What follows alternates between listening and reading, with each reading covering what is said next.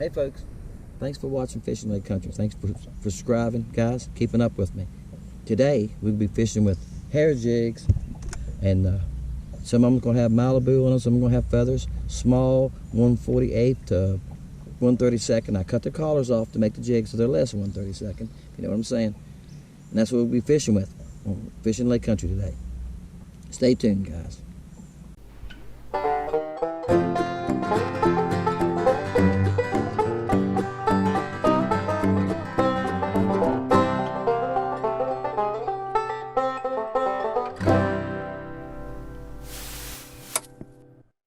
Okay folks, this morning I tied some fresh jigs up. I got some bright colors. I'm going to start with a natural color. And we're going to see if we can catch some fish today on hair jigs, alright? Fishing today on hair jigs. Post spawn, the water temperature is 66. It's been hot the last couple of days. So, hey, let's see if we can catch some fish this morning.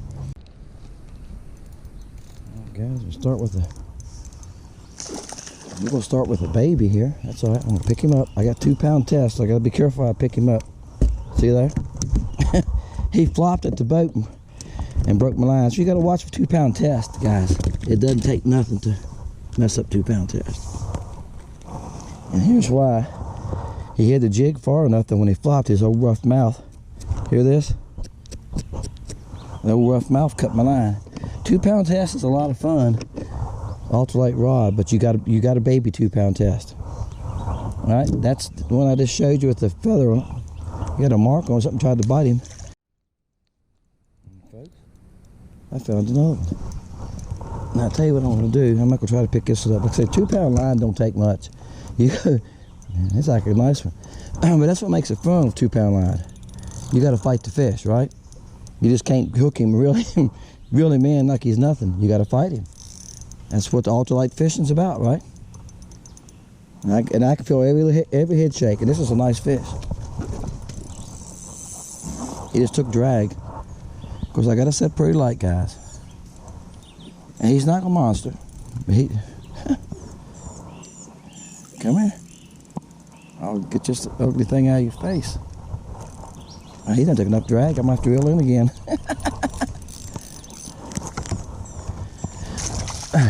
Oops. Yeah, I got my other camera sitting here. I'm going to put up on the depth finder in a minute. Look here, guys. What you can catch on them little hair jigs. Look here, fell over his mouth too. That's why I don't use 2-pound tests when the heads that I rig weedless. That's why I'll tell y'all to use 4 and 6 so you can get tough on him. Look at that one. That's a hog, isn't it? That is a hog. Great time of day. Look, y'all get an idea how big he is. Here's the, there's the little bait that he bit. It got you in trouble, didn't it? Yeah, that's a nice fish, guys. That's a 14-inch fish. All right, guys. 13.5 to 14. But there's quite a few fish there. And some trash and some scattered around there. So I've caught quite a few here this morning just trying to catch a decent one. It's hard to do, catch a big one. But anyway, we're going to see if we can find another one. And we're going back this cove a little further and look around with some isolated stumps and stuff. Oh boy. Catch a big one.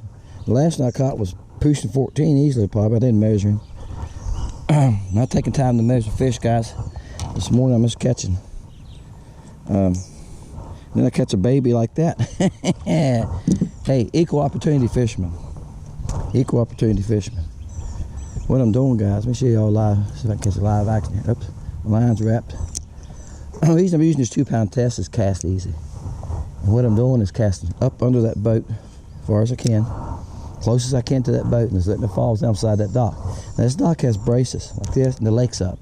Lake's up about a foot because it's been raining a lot the last couple of weeks, and then I pulled a little too hard that time. Thought I was on the bottom. Thought I'm using a 1/48 ounce, and I'm in 18 foot of water here. Okay. I'm a little hoarse this morning, guys. Well, that too, sucking in bleach. I've been power washing all week. Every day this week I've power washed. Oh, there you go. See how slow I'm working it? I really wouldn't even reel it. I'm just pulling it once in a while, just bobbing it. Because it's deep here. I'm 18 foot. I let it fall through the water column. I pick him up, he's a baby. I let it fall through the water column, and I'm just bobbing it once in a while. And it's coming toward me, right? And it's being it doesn't weigh that much. This is my tip, guys. See how low that head is? And I got the barb cut off, so being it doesn't weigh that much, and that feathers, I got them feathers on it, a little bit of flashabou, and it's just slowly bobbing, and I'm taking my time. The worst thing you do fishing for crappie is get in a hurry.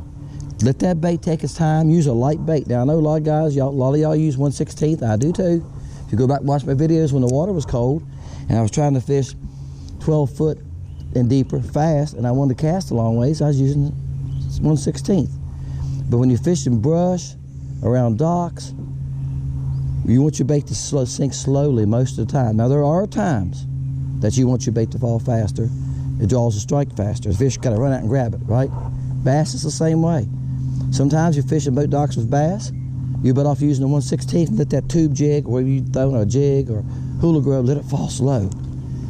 And it's next time they won't hit it that way. You go to a 1/4 ounce and they'll hit it faster. So you got to figure out what they want sometimes, guys. But most of the time, I found out with crappie fishing, use the least amount of weight that you can use. There's my tip of the day. Use the least amount of weight, and don't fish with your jig like that. Make sure it's not tangled up. How it got like that, who knows? A fish might have hit it and done that, who knows?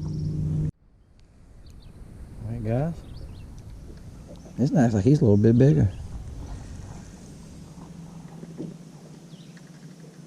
Not a bad one. I tell you, I've been netting them right on the front, then I sit down there and tie a jig on, I'm gonna get my butt wet, so it was nice. I'm gonna go back to netting them in the back again. Now sometimes y'all wonder why I do that. That's why I do that.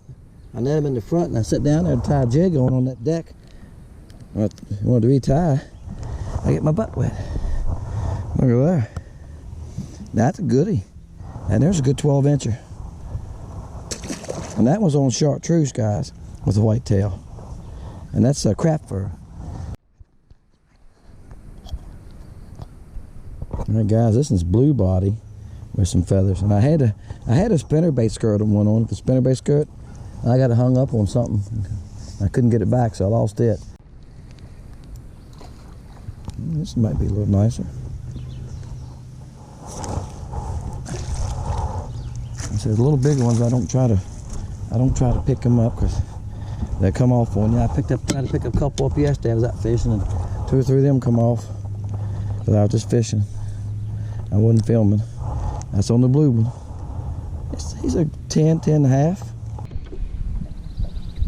Guys, you see him on the stump. Alright, my bait should be in that area. I don't see it now. I see it a while ago. The wind's moved me enough. It's kind of tough. When I caught that one now, see, after I caught that one, they quit on me. They won't even follow it or nothing. There they are. Let me get my bait back out there. All right, come my bait down right there on the right. Right there it is. That's right there at their level now. I'm gonna start moving. You see the one move a little bit?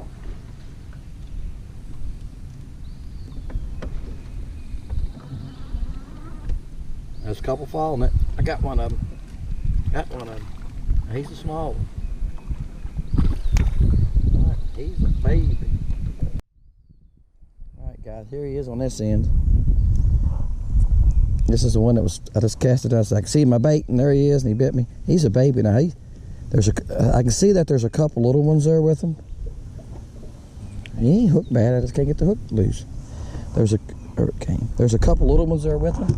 I see it move. See these little ones moving around the stumps, but the ones that's on top of the stumps, the one that y'all actually probably seeing, are bigger ones. He's a baby. I mean, a baby. But got the hook in my hand. All right. See, this one's white body and got the white. I got a purple. That's a purple feather. Yeah, the purple's a feather and the white's craft fur.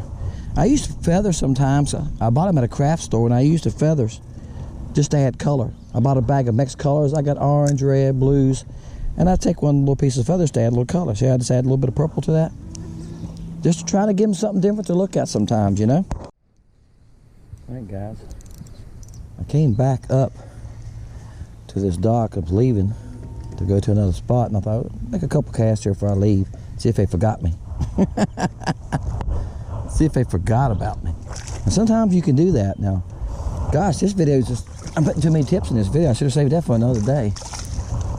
I'm just joking, guys. I'm just trying to share with you what I'm doing and what I'm thinking, because that might help you. If it don't help you, because some of y'all guys are already a good fisherman. You're just watching just to enjoy watching it, and I know that. I know that. Like I said, we learn from each other, guys. I learn from other people. There's that blue one with the feathers. He's 10.5. My camera come on. I bought the camera. I put a new battery in it. Moved to a different location, guys, and then it didn't want to come on. Sometimes it seems like it comes on really fast. Sometimes it seems like it takes forever. Oh, that's a nice crappie. But I got it on. And I got to watch the boat. And what's coming around here, and the wind's pushing me unusual direction today, guys. It's supposed to rain, I think, next week. That's a nice fish. He's not thick. Yeah, he's not too bad. So this is post spawn, so that's where they're going to be. But that's a nice fish. And this was on the, I'm throwing light jigs, and he nailed it. That jig was sinking, and watch my boat. That jig was sinking, and I felt him thump. All right, guys, I'm sorry. I'm fighting my boat, fighting the wind. Y'all can see the wind. You probably can hear it. That's a nice fish, guys. He's good. He's a good 12.5 to 13 inches. Wow, this one thinks he's a horse. Great time of day. He's a nice one. He acts like a nice one, too. I'll turn around here in a minute, guys. I'm going to show y'all what I'm fishing. The wind's just got me in a bad position. I can't even use my LiveScope right now. Today, anyway. That's going to change. I ordered a factory setup, guys. And I ordered a double mount holder, so I can put one on both sides of my boat, so I don't have to go through this one. See how the wind's got me turned? The dock's on my left side and LiveScope's on my right side. To use it, I got to turn it completely backwards. And completely backwards, as you can see now. I'm on the main lake, guys. Just jumping docks. You just go on the main lake when it's after post spawn, and you jump docks. And here's what let me show you a secret. That fish is right at 12 inches. He's a nice one. Here's the secret. Look how deep it is here. Can y'all see that? It's 18 foot. Oh, guys, found another one somehow. Wow. Come on, big boy. You gonna be that big? Like I said, this rod right here, this Wally Marshall rod, see how much it bows? It gives to them, and it makes them feel really big. And without repeating myself, that's what you're out here for, guys, right? Have fun, make them, you know, if it makes them feel like they're a couple pounds when they're just a 12-inch or a 10-inch fish, that's fun. All right. On that blue jig, look, it fell right out of his mouth. That's the blue with the white and blue tail. Hey, he got me with that bottom fin. He's probably, guys, he's between 10 and 11. Alright, guys, right there's what I'm seeing. See those bright marks right there? That's on the end of a tree. I'm 30 feet from it. So I start back further. I don't get up on top of something right away, then I'll start moving. Now you can see a fish moving right there. See him moving? See, he come out there and moved around, didn't he? See him move? Now you can see him moving there. See how they're moving around in the tree right there? Goes one back to the right, doesn't he? See? Alright. Let's throw it a couple more times. Okay, throw it over and I run it back slow.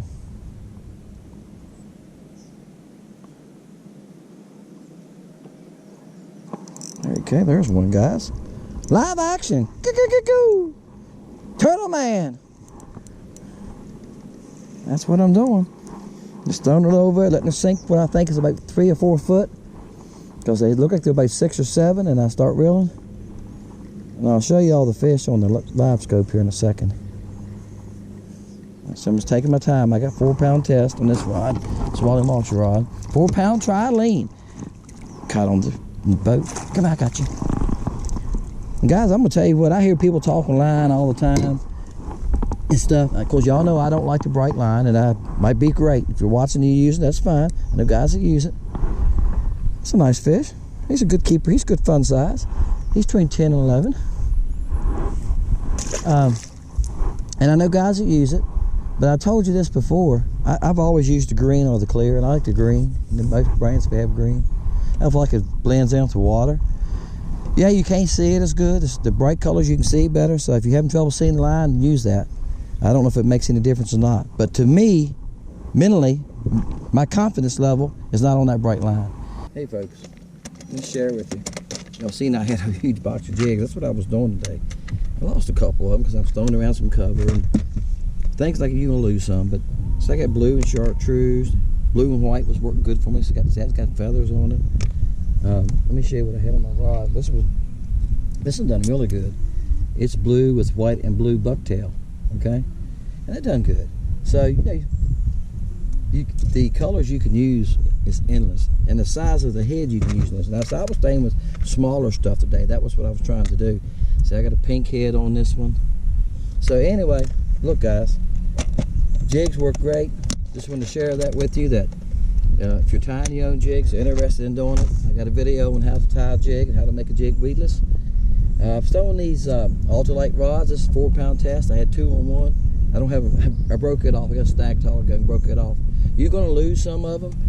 And guys, you can tie them up for about, you can probably tie them up for 30 cents a piece of materials. All right.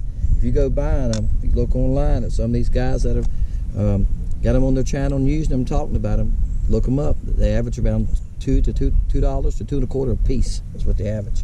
Some of these guys are getting 20, 22, 24 and dollars up a dozen. Okay, so you know, and you know the little lead head costs you what, 15 cents. Then the material you buy these in packs, and you tie a lot of it. So I'm saying you probably get about 30, 35 cents a piece if you tie them yourself. Look guys, they work. It's something different. It's something that not all the fish are seeing, and I wanted to share that with you today. It's post spawn. The fish are on treetops. They're hanging on docks. The deeper the dock, now it seems the better it is. Docks that you're in 15, 18 foot when you're sitting in front of them seem to be better. Okay. Hey, my name is Dennis, Fishing Lake Country. Hope you enjoyed it. Hope I shared something with you that can help you. Thank you for subscribing. Thank you for watching. See you next time on Fishing Lake Country.